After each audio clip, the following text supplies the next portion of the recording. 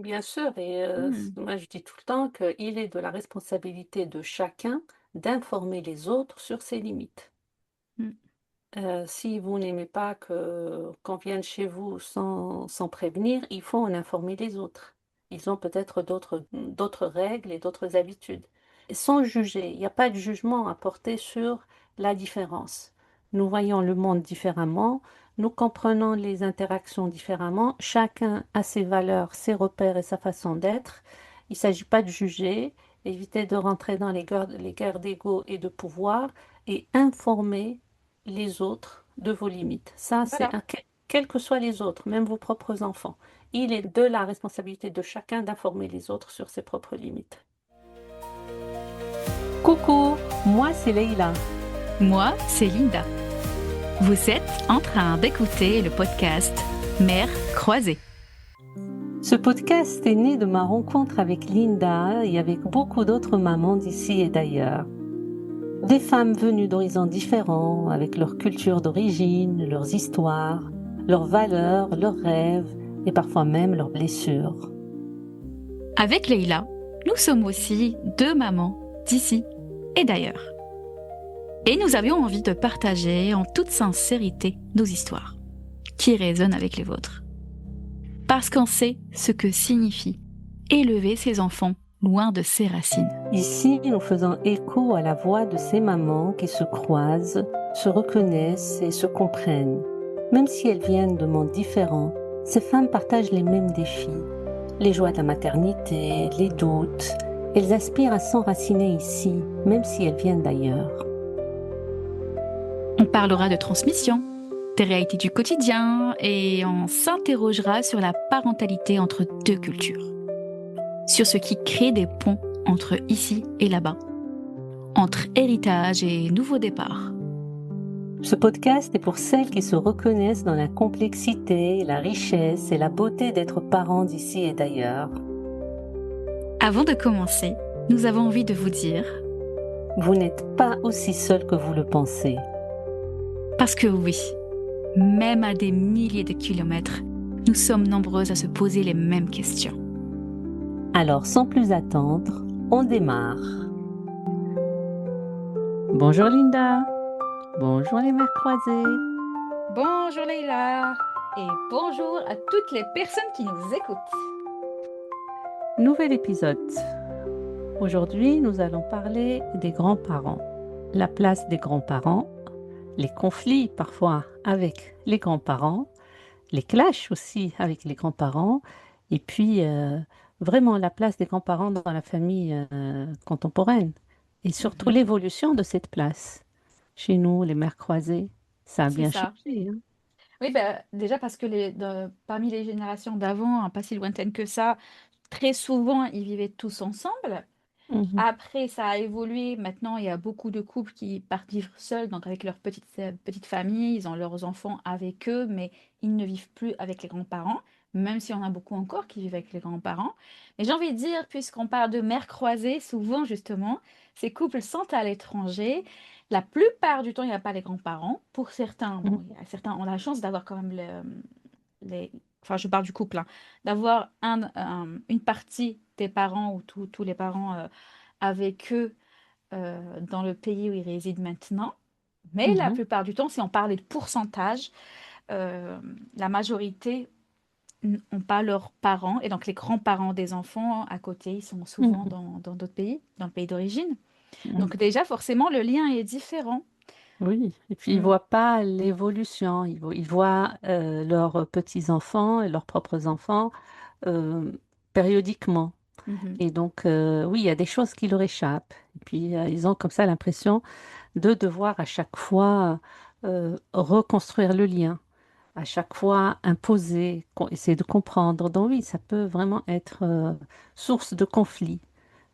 Bah, déjà, je pense que quand ils habitent dans la même région, même ville, il peut y avoir des conflits parce qu'on ne voit pas l'éducation de la même manière. Mhm, Hein, déjà, quand on est de la même génération, on ne voit pas forcément l'éducation de la même manière.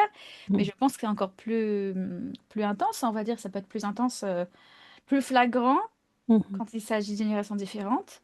Et Oui, quand on rajoute la couche de euh, pays différents, c'est avec des ça, la cultures distance. Mhm, différentes, la distance du fait que les mhm, grands-parents ne voient pas souvent les enfants, mhm, que les parents des enfants, bah, ils intègrent aussi un petit peu la culture de l'endroit où ils vivent, c'est vrai que ça fait mhm. un décalage des fois. Mm. Oui, sans Oui. oublier de parler aussi, nous allons aborder ça, les mères croisées qui sont devenues grand-mères. Nous avons eu des questions autour de ça, notamment une femme qui a eu ses enfants très tôt et qui est devenue grand-mère tôt. Elle n'a pas Mhm. encore 50 ans, elle est devenue grand-mère, donc elle se découvre grand-mère.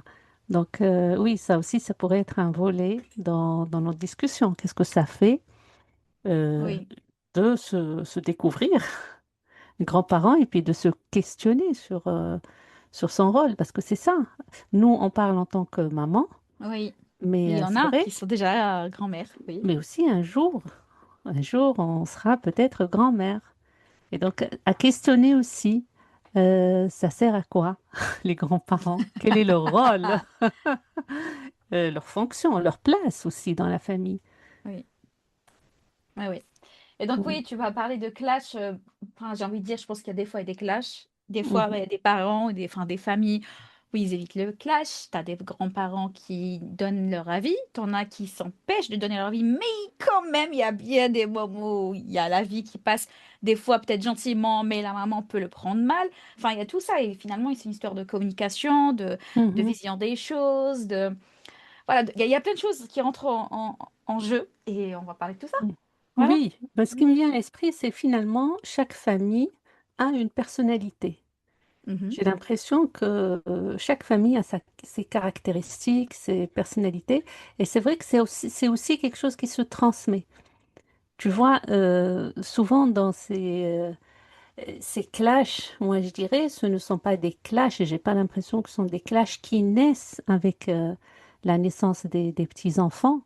Quand il y a des clashs de ce type ou des désaccords récurrents, souvent on trouve que bah, ça existait bien avant. En fait, ça, c'est une particularité de la famille. Je pense qu'il y a quelque chose de familial. Ce n'est pas général, on va De dire. plus ancré, tu veux dire que déjà, quand il y a le couple même, la dame avec les beaux-parents, on voit bien qu'il y a des choses qui passent pas de la même manière parce qu'ils voilà, ils viennent pas de la même famille et vice-versa, hein, l'homme avec ses beaux-parents, on voit bien, ils sentent en tout cas que ça fonctionne pas de la même manière. Et on a fait un épisode où c'est les parents, justement, quand ils ont des enfants, Mhm, ben, mhm. ils voient pas l'éducation de la même manière, ils n'ont pas les mêmes limites, il y a tout ça Mhm. à discuter. Donc forcément, ben, c'est pareil avec les grands-parents.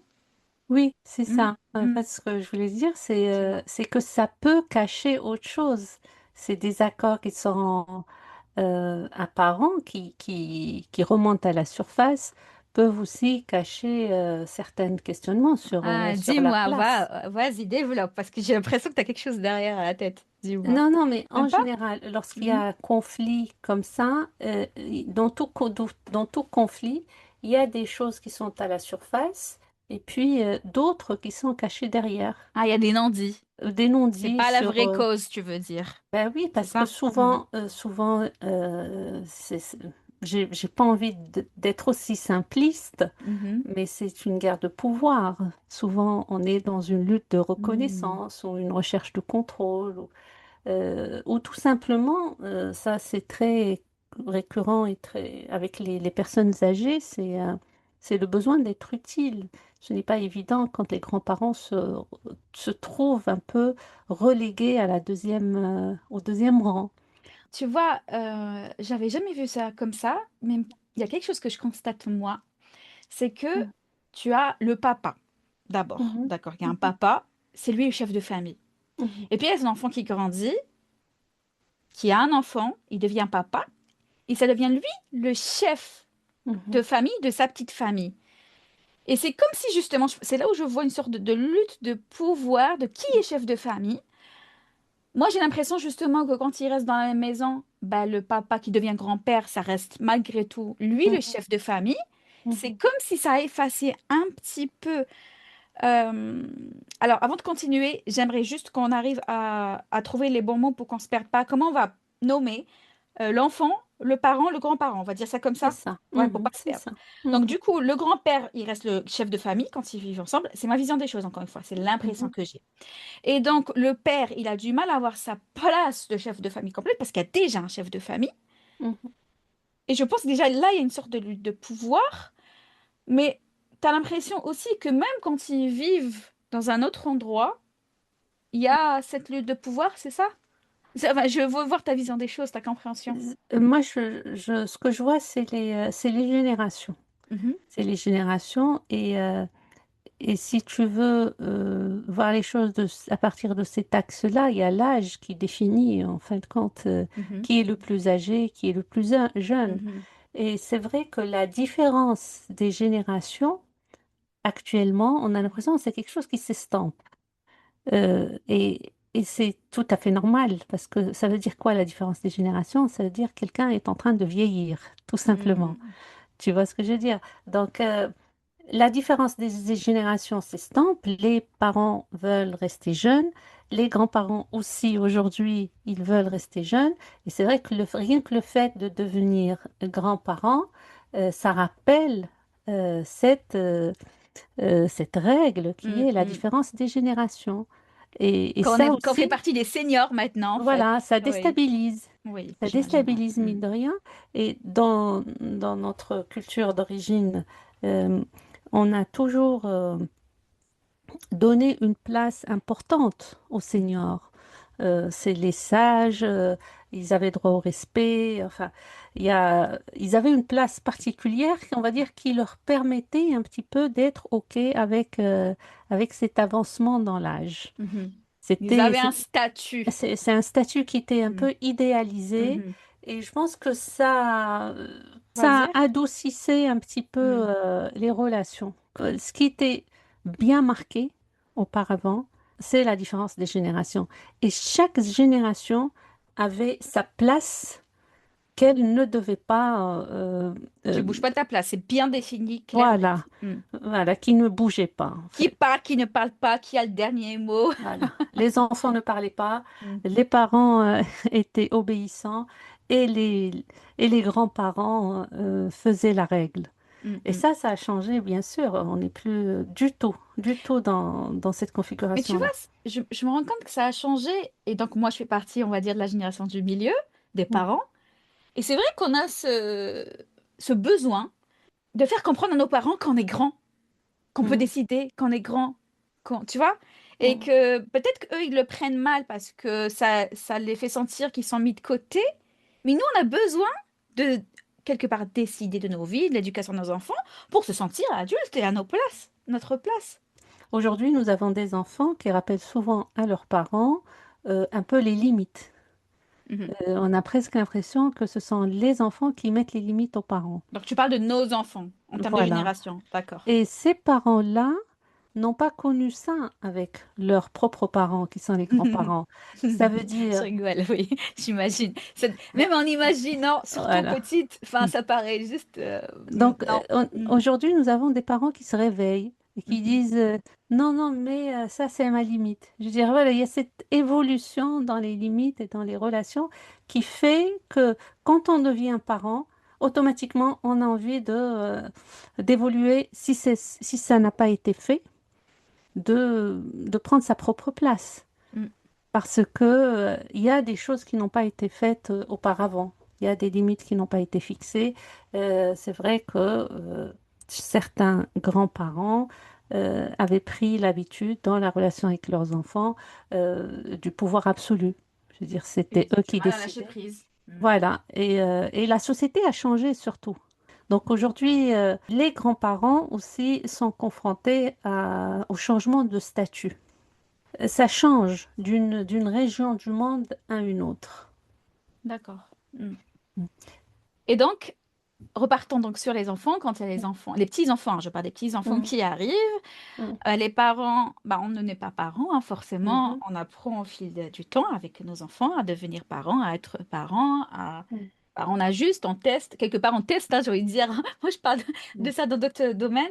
Mais c'est vrai que en termes d'éducation, on teste des méthodes, puis ça mm, dépend de la personnalité de l'enfant, de plein de choses. Et nos parents, ils ont été parents avant nous. Et donc, ils sont là. Je pense que ça dépend quand même des parents. Il y en a qui se Mhm. permettent plus que d'autres. Ah, donner leur avis. Ah, moi, j'ai pas fait comme ça. Ah, il faut pas faire comme ça. Mhm. Et ça a tendance souvent à vexer certains parents. Certains sont agacés, certains se braquent complètement. Après, voilà, il en résulte des conflits, pas conflits. Ça, c'est notre histoire, j'en suis pas là. Mhm. Et la question, finalement, je te la pose parce que je sais que tu as envie de parler de ça. Quelle est la place des grands-parents? Est-ce qu'il y a une place, on va dire, standard qui devrait être ça? Genre, la place des grands-parents, ça devrait être ça? Mhm. Ou c'est une question de, ça dépend des familles, qu'est-ce que tu en dis ou qu'est-ce que dit, voilà, je veux savoir. Tu me dis ce que tu as à dire par rapport à ça. La place des grands-parents, Mm. euh, ce qui est sûr, c'est que rien n'est figé. Mhm, Il n'y a pas de recette, c'est pas quelque chose qui est figé, euh, mais c'est une place indispensable pour l'enfant et pour le développement de l'enfant. mhm, Les grands-parents, on va dire qu'ils font partie d'un écosystème affectif qui concerne l'enfant. Ça veut dire qu'il est toujours plus enrichissant et plus stabilisant pour l'enfant d'avoir plusieurs références mhm, affectives. Et ça lui permet aussi d'intégrer sa place à lui en tant qu'enfant et d'intégrer la différence des générations. C'est une différence très très importante et on en a besoin encore plus aujourd'hui. Que ce soit clair, qu'il y a des générations et que lui va grandir et que mhm, même son père a été petit et que mhm. même son père, il avait un papa. Et que voilà, ça, c'est très structurant pour l'enfant de savoir d'où il vient et vers où il va. Et donc, leur place, elle est indispensable. Après, les relations familiales changent et évoluent.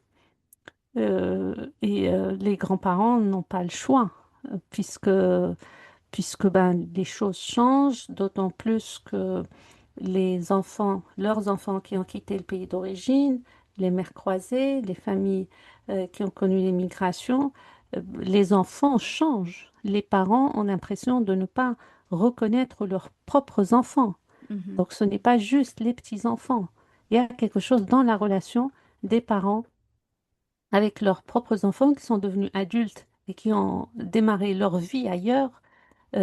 Ils voient certaines déceptions, quelquefois il y a de la fierté, mais Mhm. en tout cas, ce qui est sûr, c'est que ce n'est pas comme ça qu'ils avaient prévu les Mhm. choses pour eux. Ils ne pouvaient pas imaginer cette Cette évolution. évolution. Voilà, donc ça veut dire il y a une perte de contrôle. Donc, tu as Et l'impression que ton fils ou ta fille ne t'appartient plus. Et tant mieux, c'est un réveil un peu surtout tard. si c'est un enfant qui ose dire Euh, je fais comme je veux. Vous avez, par exemple, élevé vos enfants comme vous vouliez. Je veux les élever comme je veux. Mais des fois, ça part sur des choses de rien du tout. Des histoires de tétine, des Mhm. histoires de biberon d'allaitement. Tu vois, ça commence un petit peu comme ça. Souvent, Par le choix du prénom. Ça commence par mm, des petits détails au départ, hein. mais on règle d'autres choses, hein. Il s'agit jamais du biberon ou de la tétine, hein. C'est juste les uns et les autres qui cherchent leur place, autant les parents que les Mhm. grands-parents. Donc souvent, ça cache d'autres conflits, d'autres besoins, des besoins de reconnaissance, des besoins de contrôle, tout simplement. Oui, ou de Oui, contrôle, parce que oui. voilà, moi j'imaginais aussi des personnes que ça cache pas forcément quelque chose en termes de lien avec l'enfant ou la belle-fille, le gendre. Mm, Mais en termes de, moi, j'ai fait comme ça. Pour moi, c'était le mieux. mm, Et je ne supporte pas, je n'aime pas voir que tu ne donnes pas le mieux, le meilleur pour mon petit-fils, ma petite-fille. Et là, finalement, c'est du contrôle. Enfin, oui, et puis il y a des déceptions, hein. mm, Moi, j'avais une amie brésilienne qui était mariée à un Belge. Et mhm, lorsqu'elle a eu son enfant, son papa était furieux mhm, parce qu'il a découvert qu'en Belgique, on ne mettait pas le nom de famille de la mère. Parce qu'au Brésil, on met les deux noms de famille. Tu vois, c'est insensé, mais c'est quelque pour chose lui, qui est c'était très évident, c'était important. extrêmement Voilà. important. Ah oui, Voilà. ça a créé toute une histoire, oui. Ouais. Mhm. Mm, Et je rappelle, enfin, je sais pas pour les autres pays, je pense que c'est un peu pareil en mm, Europe, mais en tout cas en France, on a le choix de mettre le nom de famille qu'on mm, veut, que ce soit celui du papa, de la mm. maman ou des deux. Moi, des Oui. fois, Mm, mm, tu vois, mes enfants ont le nom de famille de leur papa, et des fois, mm, il m'arrive du jamais, quand je pense mm, qu'ils auraient pu avoir que mon nom de famille, ça fait bizarre, tu vois, parce que nous, mm. dans notre culture, dans nos pays d'origine, ça paraît insensé, parce que c'est que le nom du papa, Oui, tu oui, vois. ça, mais après, on va dire Oui. traditionnellement, cette Mm. question de filiation, elle avait du sens. Oui. Parce que la maman, on sait toujours qui est la maman. On peut pas se Mhm. tromper de maman, puisque c'est elle qui accouche. Mhm. Mais le papa, si la maman a eu plusieurs partenaires, Oui. on a besoin de savoir qui est le père. Un enfant ne peut pas se tromper de mère. Ok. Mais le nom du père est important. Tu vois ce que je veux dire? Je vois très bien. C'est c'est simple, c'est naturel, quoi. Oui. Après, Ça oui. évolue. Et je vois là en Occident, justement, il y a des femmes qui pourraient justement, je l'ai porté, c'est mon enfant, je tiens à ce qu'il ait mon nom de famille. Et Mais, c'est beaucoup plus le cas quand le couple n'est pas marié. J'ai remarqué ça. mais c'est pas Ils un portent souvent. problème. Hmm. Ça, ce dont tu parles, Oui. Linda, ce sont des choses administratives. Mais dans le développement de l'enfant, Mhm. l'enfant a besoin de savoir qui est son père et qui est sa mère. Mhm. On ne peut pas se tromper de la mère, puisque c'est elle qui accouche. Oui, je vois très bien. J'ai D'accord? compris, Donc j'ai le compris. nom du père sert à ça, tout simplement. Après, le nom administratif, moi je dirais que c'est c'est une guerre qui ne vaut pas la peine. Ah, Ça ne c'est toi qui change le dis, tu rien. vois. Oui, Voilà. je vois très bien, t'inquiète pas. Mais Mais on pourrait très bien dire, bah, j'ai pas envie de citer mm, des noms de famille, j'aimerais des mm, noms de famille un petit peu lambda pour faire l'exemple. Mais mm, par exemple, moi, je suis une Azouz. Je vais pas dire mm, je suis une avec le nom de famille de ma mère, tu vois. Je fais partie de leur famille, mais je suis pas une oui, de leur famille, tu mais vois. encore, Et du coup, voilà. je trouve Mm, il y a mm. du coup, il y a quand même une petite différence, tu vois. Enfin, en tout cas, voilà, il y a voilà, là, un conflit d'ego, tout simplement. Donc, Diego qui prend quelquefois, des ouais, proportions énormes. ça peut être une question d'ego, ça peut être des petites souffrances, un besoin de reconnaissance ou un besoin de s'affirmer parce que, voilà, à la naissance d'un petit fils ou d'une petite fille, c'est aussi un rappel que les grands-parents vieillissent. Et c'est Mm. pas évident d'accepter que le temps passe. Ça nous J'ai envie, rappelle le temps qui passe. j'ai envie de donner quelques exemples. Mhm, J'ai envie. Je suis sûre que forcément certains se reconnaîtront dans ces exemples-là. mhm, Le choix, bah, après ce sera que notre avis, hein, mais je veux bien qu'on donne mhm, nos avis dessus. Le mhm, choix du prénom de bébé, mhm, mhm. pour Ça, c'est toi, une c'est qui? question de Oui. tradition. Ça dépend encore une fois vraiment Mhm. des familles et de leurs traditions. Oui, mais Vraiment. quand on a Mm, un couple, il y mm, a mm. de traditions, même si on vient du même endroit, hein. Je vais Peut-être qu'il y a des te... traditions, peut-être même, pardon, mm, peut-être que mes parents ont une tradition, c'est les siens aussi, mais moi mm, j'ai une autre mentalité. J'ai envie d'autre chose, ouais, tu vois. Je veux pas mm, suivre cette tradition. Et donc ouais. on fait comment là? Le Euh, choix quand, du prénom de bébé.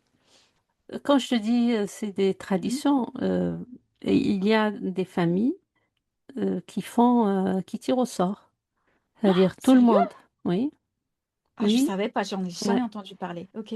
Il y a des familles qui font des tirages au sort. C'est-à-dire le papy, il arrive, il dit le prénom. À partir du moment que personne n'est contre ce prénom, Ah, on le met. La mamie dit le prénom, le cousin, les frères et sœurs, les parents. mhm. Et puis on demande à un petit de tirer au sort. Ah, moi je trouve ça fou, moi, un prénom choisi avec un tirage Ouais, au sort. oui. D'autres familles, Mhm. le premier enfant prend le nom du grand-père ou de Mhm. la grand-mère. Ça aussi, c'était quelque chose qui se perpétuait. Dans d'autres familles, il y a une personne qui donne les prénoms, Mhm. qui, qui assigne les prénoms. On va dire que c'est une personne respectée, enfin. Et puis souvent, ce qui arrive souvent, c'est que les deux parents décident et se mettent d'accord. Les histoires de prénoms, il n'y en a pas qu'une seule, hein.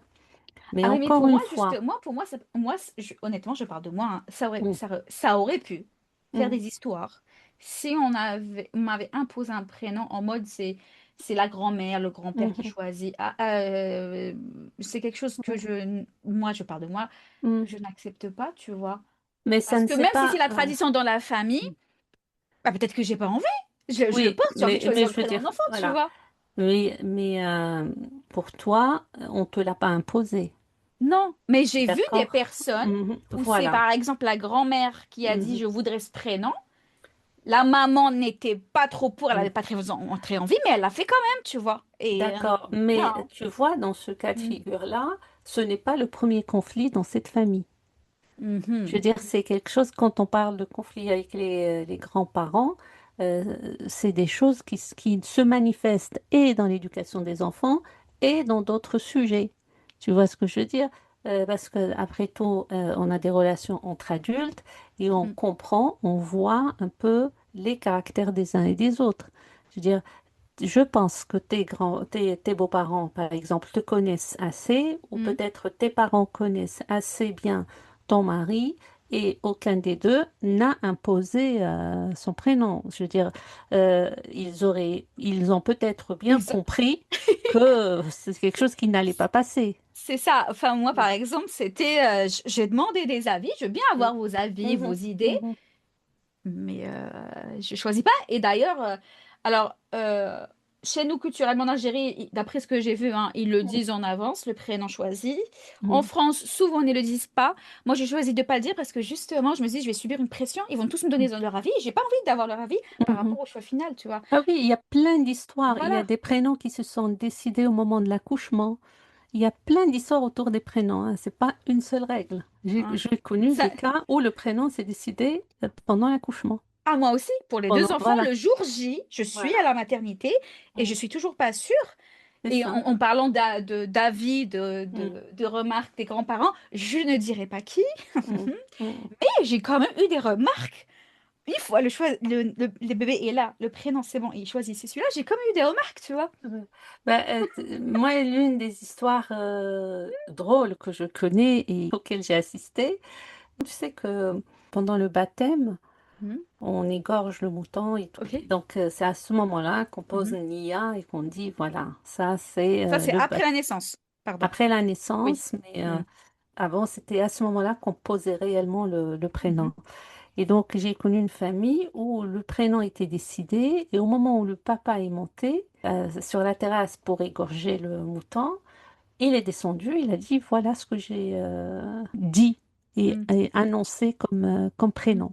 Et c'était pas du tout celui qui était décidé. Et j'ai connu une autre histoire où au moment de l'enregistrement, le papa est allé enregistrer son enfant. On a dit non, mais ça, c'est pas bon, mais on n'était pas trop d'accord avec le prénom. Il s'est énervé. Il a dit, je m'en fous, mettez ce que vous voulez. Ah ouais. Et ouais, donc, surtout ces histoires de prénoms, mais Ah, j'imagine la j- maman. Oh là j'en là. connais des tas d'histoires sur le prénom et c'est quelque chose qui peut marquer à vie. Hmm.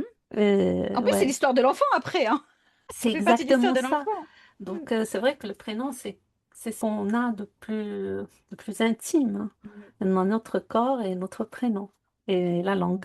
Voilà, donc après on choisit ou pas le prénom de Mm. notre enfant, on nous l'impose ou pas, même si on choisit nous, on peut avoir des commentaires, on voit devant les yeux une sorte de déception.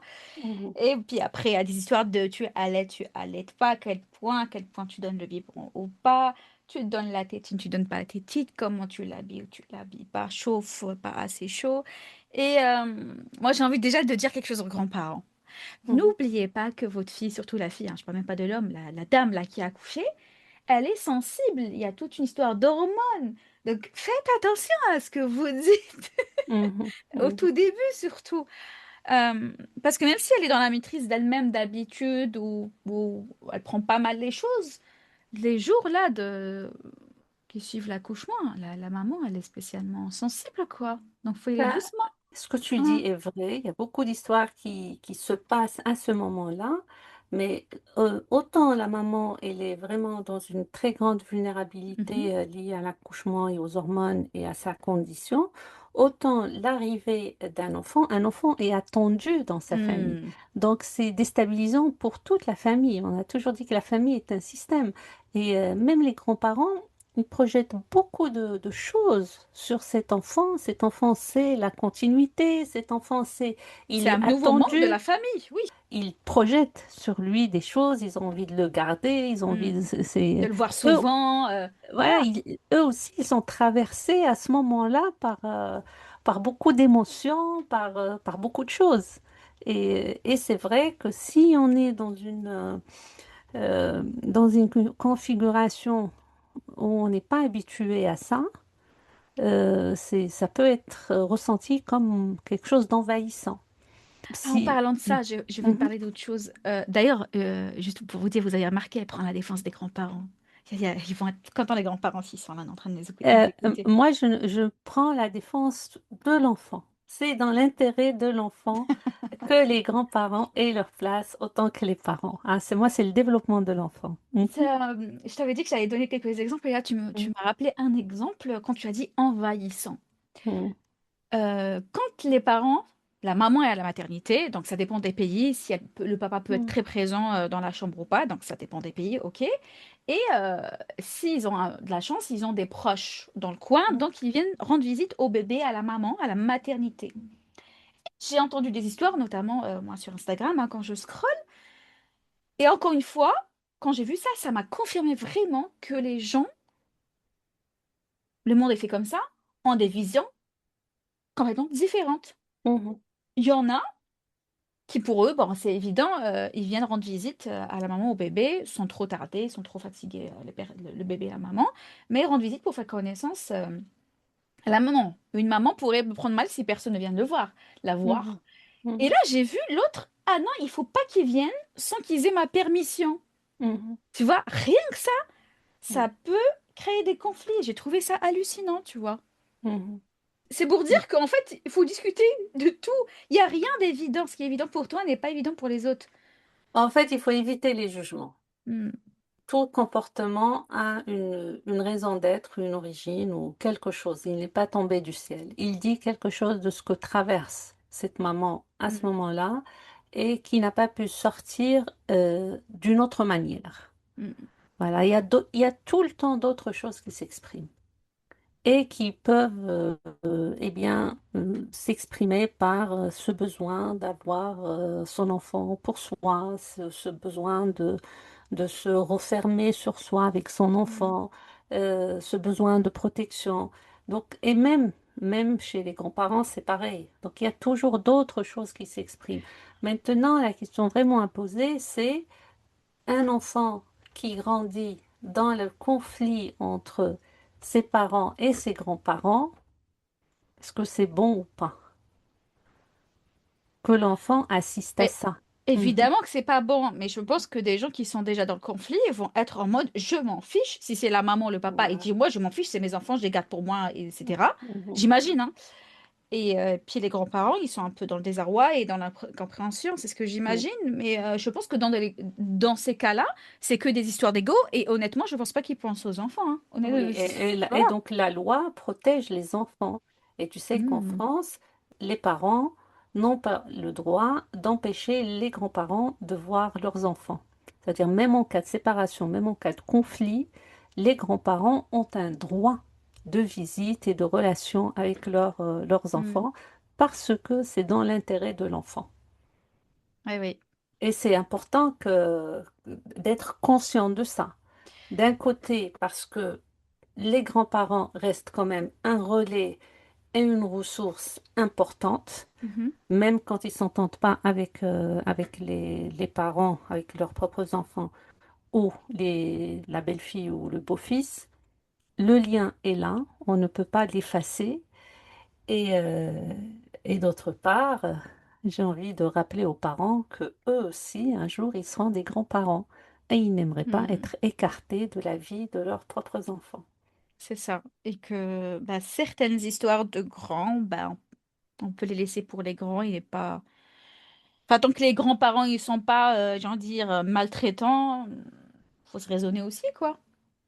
Bref. Oui, oui, et ce qui fait plaisir aussi qu'aujourd'hui, on commence à voir que les grands-parents, en Europe en tout cas, mais même dans le Maghreb, commencent à avoir un rôle très important, un rôle de soutien Mm. envers leurs enfants.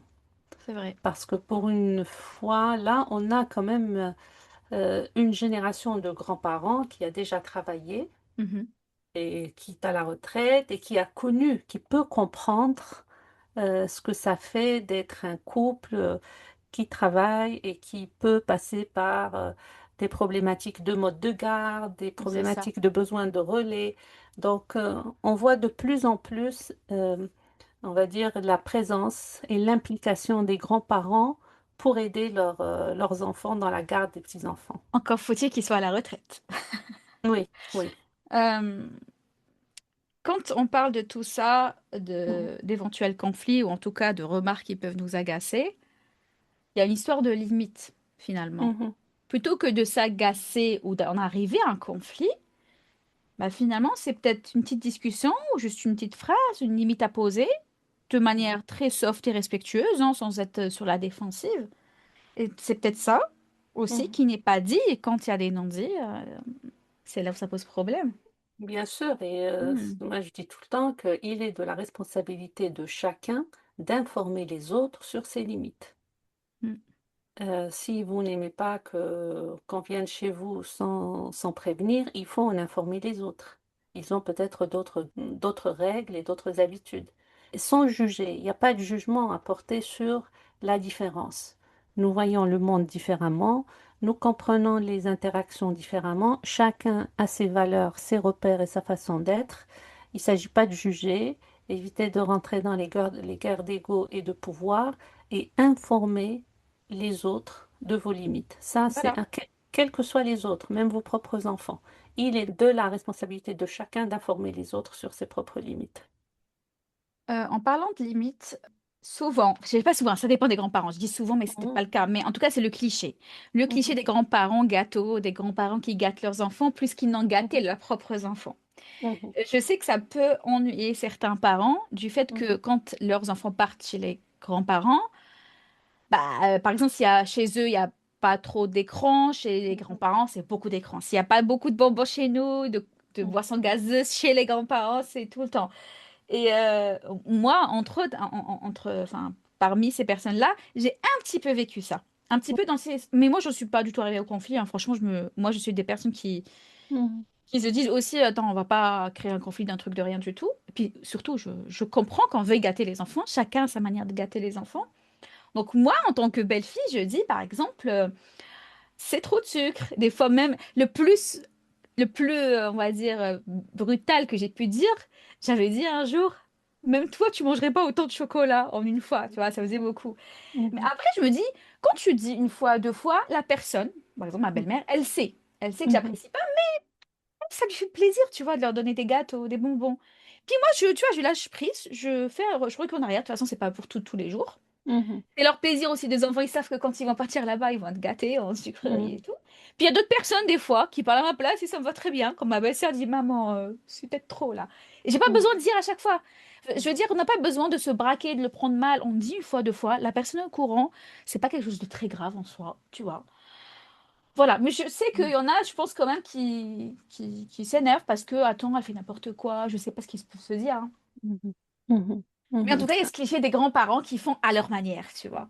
Oui, et puis c'est tout à fait normal, hein. Chaque adulte fait à sa manière et on ne peut pas contrôler un autre adulte, Hmm. qu'il soit un compagnon ou quelqu'un de la famille. Là, ce genre de conflit se trouve souvent en cas de séparation entre les parents. On a toujours l'un des parents qui dit oui, mais son père, il fait pas ci, il le laisse regarder la télé, Oui, j'ai il le entendu laisse ça manger de la récemment. boue. Oui, Voilà. oui. Donc, Mm. mais oui, mais ça reste son père et sa relation avec son père ou la relation de l'enfant avec sa mère. euh, et de sa responsabilité en tant Mm. qu'adulte. De la même manière, avec leurs grands-parents, les enfants ont une relation particulière et c'est vraiment la relation du grand-parent avec son petit enfant, son petit-fils ou sa petite-fille. J'ai presque envie de dire que les parents n'ont rien à faire là-dedans. C'est Mm. autre chose, c'est un autre lien, c'est un autre statut, le grand-parent. Donc, et la relation des grands-parents avec leurs enfants est différente. Je veux dire, Mhm. et c'est pas bien de mettre l'enfant au milieu.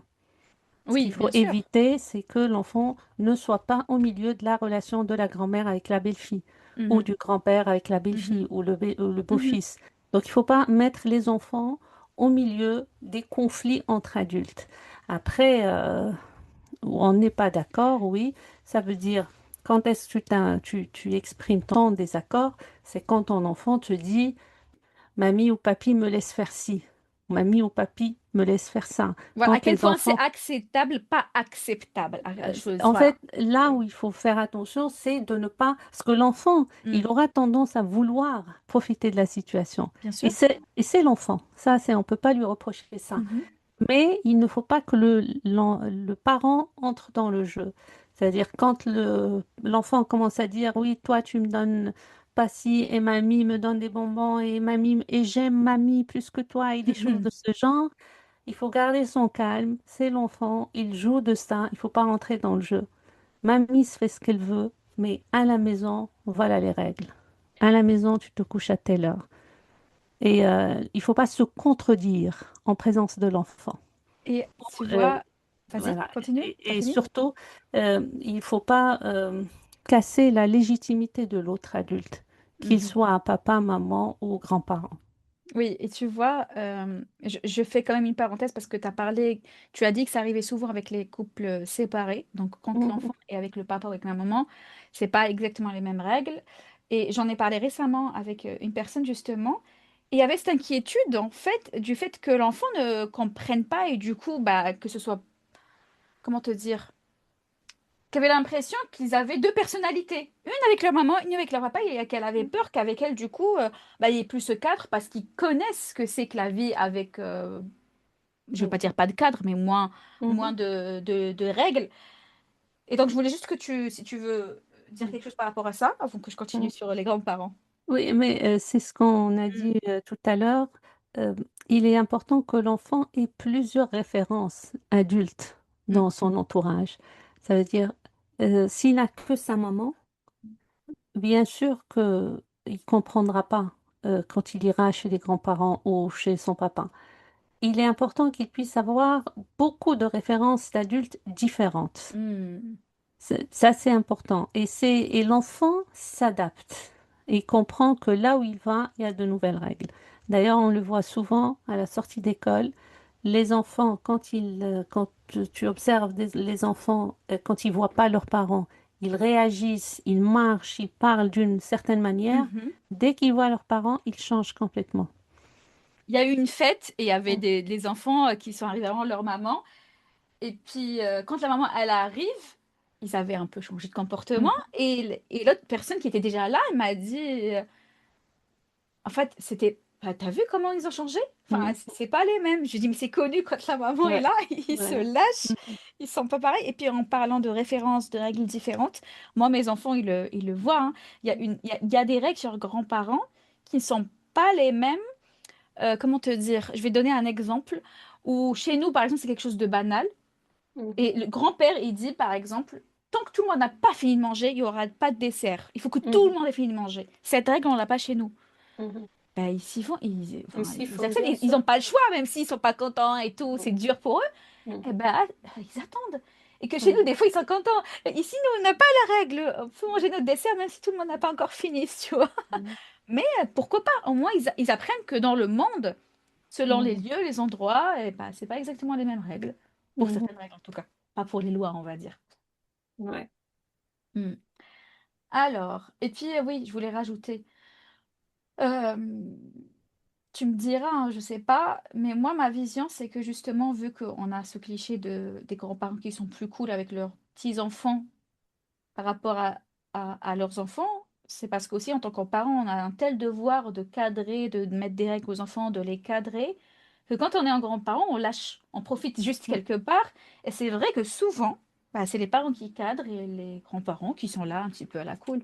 C'est pas toujours le bah, cas, hein, mais heureusement. c'est la Mm. généralité. Mm. Heureusement, heureusement. Si, surtout si les parents sont trop stricts. Mhm. Heureusement que les enfants puissent se lâcher un petit peu chez les grands-parents. Et c'est tout à fait normal.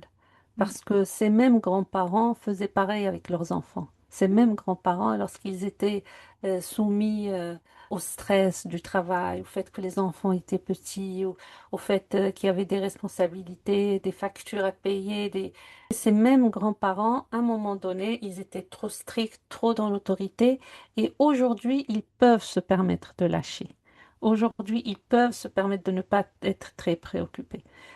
Je dirais que c'est même quelque chose d'équilibré, Mhm. qui en est, ce qui n'est pas bon pour l'enfant, c'est que tout le monde soit trop strict, c'est trop Oui, je suis d'accord. autoritaire et le mettre au milieu de cette pression, c'est pas du tout bon pour les Je suis enfants. Ce d'accord. qu'il faut éviter, c'est enlever la légitimité de l'autre, Mhm. des deux côtés. Ça veut dire les grands-parents doivent éviter de dire, par exemple, des phrases de ce type à leurs petits-enfants, ta maman ne sait pas faire. Ton papa ne fait pas bien ceci. Voilà, il faut pas casser la légitimité de l'autre. Merci. Je vais mettre ce couplet à mon mari parce que mon mari, en fait, il le fait en rigolant de l'humour. Je lui dis non, même avec de Mm. l'humour, je veux pas. Fais pas, c'est pas de l'humour. J'aime pas cet humour, Ouais. tu vois. Il Même en rigolant, non, tu leur voilà, dis pas ça. d'un côté ou d'un autre. Et pareil, Oui. les parents ne devraient pas euh, casser Oui, la légitimité des grands-parents devant les enfants ou dire bah, ta grand-mère, c'est ça. voilà, elle n'est pas responsable ou non, au Oui. Et contraire, il puis, faut. moi, je dis ça parce que bah, ça reste des enfants. Donc, l'humour, je sais pas s'il le capte quand il le dit. Donc, je dis non, non, c'est pas drôle là, non. Mm, mm, Qu'est-ce que je voulais dire d'autre? En tant que grand-parent, quand on voit que notre enfant fait n'importe quoi, il fait pas comme il faut avec ses enfants, mm. on fait quoi? On dit gentiment, on dit pas, on se tait, on dit une fois juste et on redit plus. T'as vision Euh, des choses par rapport à ça? Tu veux dire que lorsque les grands-parents constatent Estime, voilà, mhm, estime que que, les parents, là, mm, ils gèrent pas comme ils devraient gérer. de mon point de vue, des relations entre adultes, et donc les parents sont des adultes, les grands-parents sont des adultes, les histoires entre adultes se règlent entre adultes, même lorsque ça concerne les Mm. enfants. L'approche la plus saine serait que les grands-parents demandent à leur enfant s'il a besoin d'aide. Euh, Comment tu fais avec tes enfants? Je constate que est-ce que c'est poser des questions? Est-ce que c'est dur pour toi? Est-ce que tu as besoin d'aide? Est-ce que je peux faire quelque chose pour toi? Et ne pas agir sans demander la permission des parents, parce qu'après tout, ils sont les premiers responsables de leurs enfants. Et même quand on constate un comportement ou quelque chose qui pourrait nuire plus tard à l'enfant, Mhm. qu'on estime que pour son éducation, qu'il est important d'en parler avec le parent, il faut vraiment demander la permission. Dire voilà ce que je constate, mais après, c'est vraiment des configurations familiales. Bien sûr. Il y a des familles qui arrivent à discuter et à respecter que l'enfant dise je ne veux pas que tu t'en occupes ou je ne veux pas que tu t'en mêles. Merci de demander, mais je ne veux pas que tu t'en mêles. Peut-être que cet enfant n'a pas envie de tout raconter à ses parents. Mm. Peut-être que dans certaines familles, il y a des informations que les enfants n'ont pas envie de partager avec leurs parents, qui sont les grands-parents. Mhm. Concernant l'enfant, peut-être que cet Mhm. enfant traverse un moment difficile, que ce soit à l'école ou peut-être qu'il a une maladie, voilà. Et certains parents, ou peut-être parce qu'ils sont débordés et qu'ils ont des problèmes, des soucis financiers, il peut y avoir beaucoup d'informations que les enfants choisissent de ne pas D'omettre. partager avec leurs propres parents. Donc, les grands-parents peuvent constater, il faut passer par les adultes qui sont les parents, poser la question, demander s'ils ont besoin d'aide, demander s'ils peuvent faire quelque chose pour eux. Et si les parents disent aux grands-parents, je ne veux pas que tu t'en mêles, il faut respecter leur choix. Même si on voit que franchement là ce qu'ils font ça c'est pas bon du tout là c'est pas bon du tout, ils le font parce qu'ils sont dépassés, exemple simple, Mhm, tu vois, enfin mhm. là, je vois très bien et j'aime beaucoup ta réponse, hein. même si je rigolais à l'intérieur en me disant encore, j'entends encore des grands-parents qui disent, comment ça, mon petit-fils ou ma petite fille est malade, ils vont pas me le dire. Mais bon, Mhm. on a parlé une fois, tu nous as raconté du fait qu'on a le choix de ne pas partager tout ce qui est, Mhm. ça reste dans la sphère intime, bref. Mhm. Euh, Ah, j'ai oublié ce que je disais juste avant, du coup, parce que j'ai fait une petite parenthèse là. Mhm. Oui, Tu par disais rapport quoi? tu as dit, il y a certains parents, grands-parents qui sont Oui, pas du l'exemple. tout d'accord. Mhm. Exemple, euh, l'enfant mange devant des écrans. Depuis tout petit, il Mhm. mange devant des écrans. Et pour les grands-parents, bah en fait, non, c'est pas possible, c'est Mhm. intolérable, c'est pas le truc à Mhm. faire. Les parents Mhm. le font pour je sais quelle raison, peut-être par facilité ou voilà, je sais pas. Mhm. Euh, Parce qu'il y a plusieurs possibilités, j'imagine.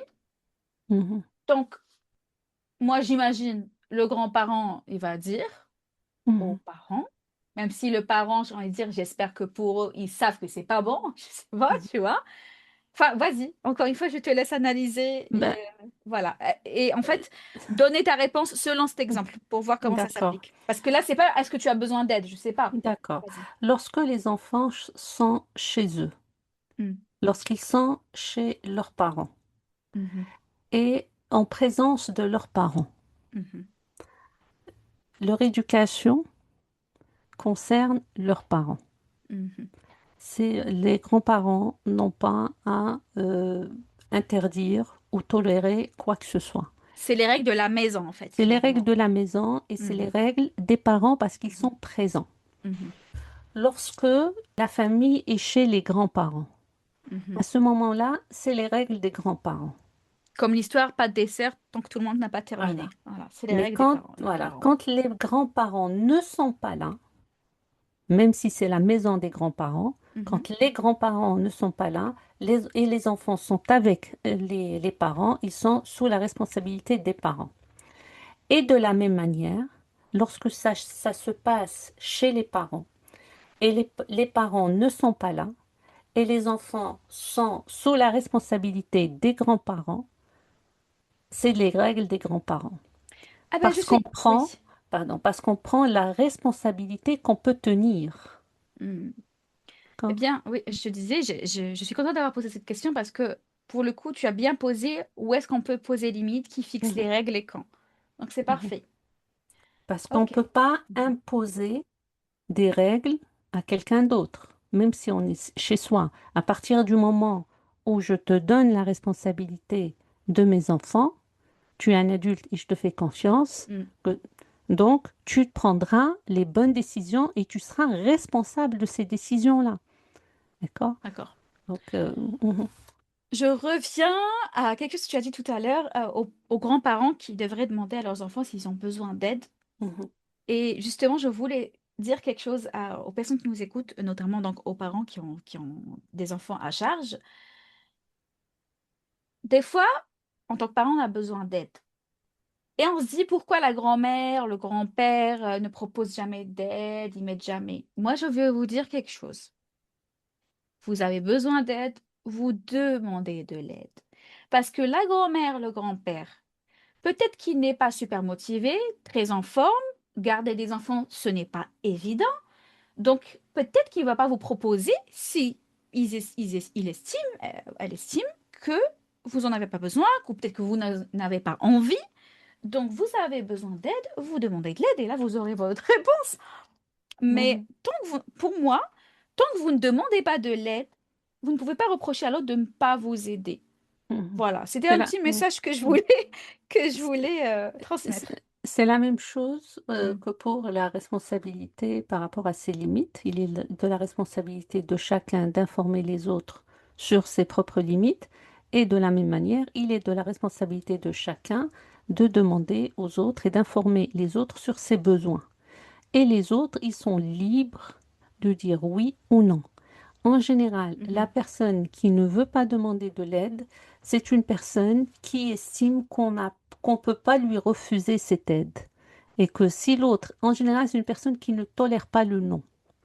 Ça veut dire que pour elle, Mm, lorsque tu vas venir lui demander quelque chose, elle sent qu'elle est dans l'obligation de répondre à ta demande.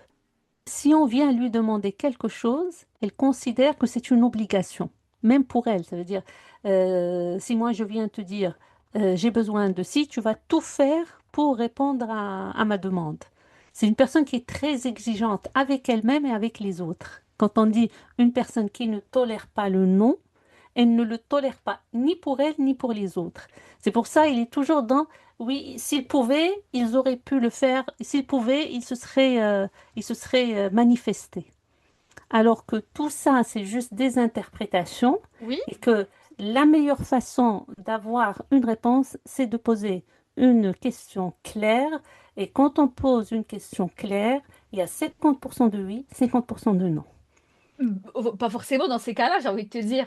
Mais en tout C'est cas, possible, c'est arrêtons oui. de supposer, quoi. Voilà, donc certainement, ou bien de dire, ah non, mais je vais gêner, ah mince, si elle pouvait, Oui. non, elle peut dire non, si c'est gênant ou si c'est Ou elle dérangeant, va dire un autre jour, pas ce jour-là, et elle va etc. dire non. Et c'est juste, c'est oui ou non. Et c'est pour ça, moi, j'encourage souvent les gens à demander de l'aide à plusieurs personnes, pas à une seule. Et celle qui se manifeste, l'aide qui se présente, il faut la prendre. Parce que Mhm. lorsqu'on demande à une seule, on est dans cette pression de Oui. mais j'ai Si elle dit des non, différents. j'ai Voilà, plus personne, il n'y a plus personne. voilà. Donc il Oui. faut demander de l'aide à toutes les personnes qui sont autour de soi. Mhm. Pas toujours évident pour tout le monde, hein, pour le coup. Bon, est-ce que tu as des choses à rajouter par rapport à ces histoires de parents, grands-parents, une Mhm. petite histoire que tu veux raconter? Est-ce qu'il y a quelque chose, voilà, où tu dis, tiens, ce serait bien de d'évoquer ça? Si je devais conclure, je dirais que les enfants ont cette particularité de nous emprisonner dans l'instant présent. Ils Mhm. ont cette magie et cette force d'être dans l'instantané. Et dans la dynamique ou dans le rythme des enfants, on l'a beaucoup dit, c'est tout tout de suite. Oui. Donc, ils nous isolent comme ça dans le présent et si on se laisse faire, si on se laisse aller, on oublie de tout le temps de se projeter. Et notre rôle à nous, les adultes, c'est de leur permettre cette projection et d'être soi-même dans cette projection. Ça veut dire que dans cette histoire de grands-parents, il ne faut jamais oublier que nous-mêmes, les mamans, d'ici et d'ailleurs, les mères croisées, on sera un jour des grands-parents. Et donc, toujours essayer de se mettre à la place de l'autre. Parce qu'avec son enfant, on oublie Mhm. qu'on Mhm. on se voit uniquement en tant que parent. Mais on oublie, on ne se projette pas dans, oui, je suis parent, mais je pourrais moi aussi être à la place de ce grand-père ou de cette grand-mère. Mhm. Et c'est une évolution normale. Et donc, ce que je fais aujourd'hui avec les grands-parents, en présence de mon enfant, c'est aussi une manière de transmettre à mon enfant les valeurs que je voudrais avoir plus tard. Ça veut Oui. dire, si mon fils ou ma fille voit que je suis dans la retenue, que je suis dans le respect, que je suis dans la reconnaissance de l'autre, ça veut dire que je lui transmets Mhm. quand même une manière de se comporter lui-même un jour lorsqu'il sera le parent et que moi, en face de lui, je serai la grand-mère ou le grand-père. Belle conclusion. J'aime bien. Je me dis que ça va. Je suis plutôt à la hauteur dans ce cas. Ça me rassure. Parce qu'on n'y pense pas. Honnêtement, je n'y pense pas Oui, du tout à ça. Ouais, ouais. oui. Mhm, D'accord. C'est une transmission aussi dans ce sens-là. mhm. Très bien, Leïla. Bon, mesdames, messieurs, on vous dit à très bientôt. On a terminé avec l'épisode du jour. À bientôt, les mers croisées. Bye.